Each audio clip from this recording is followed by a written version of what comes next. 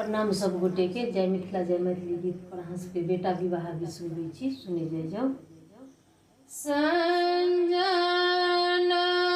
पूरा सजे डोमरा एकाओला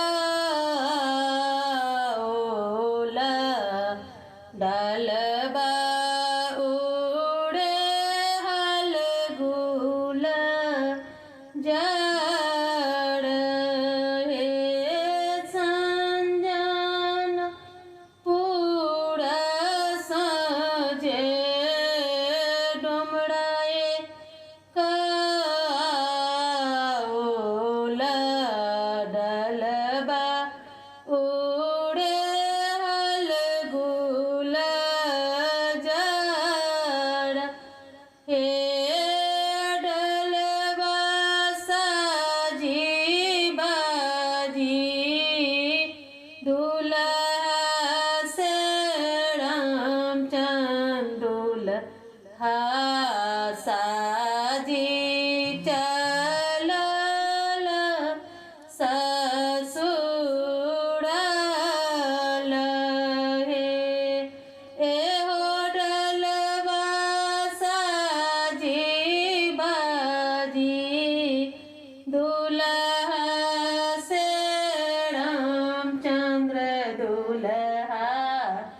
साजी चलल ससुराल हे घामता छूटी गेला पाग पसीदी गेला भीजी गेला घोड़ा के लगाम हे घोड़ा के लगाम धेने खड़ा भेल अपन बाबा लियो पोतारा उदागा माई हे घामता छूटी गेल पाग पसीजी गेल भीजी गेल घोड़ा के लगाम हे घोड़ा के लगाम धेने ठाड़ भेल अपन बाबा लियो पोता उदागा माई हे हमें कैसे आओ बाबा रौदा गमाए बई हमरो के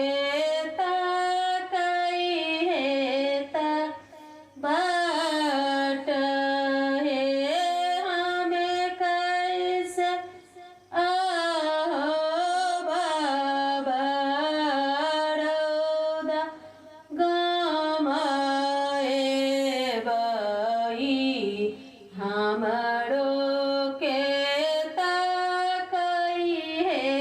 ता बाट हे लटबा झाड़ैते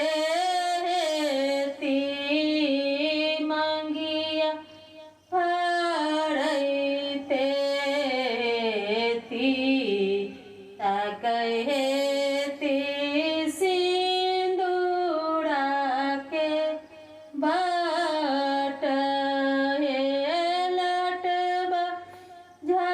झाड़ैते हेती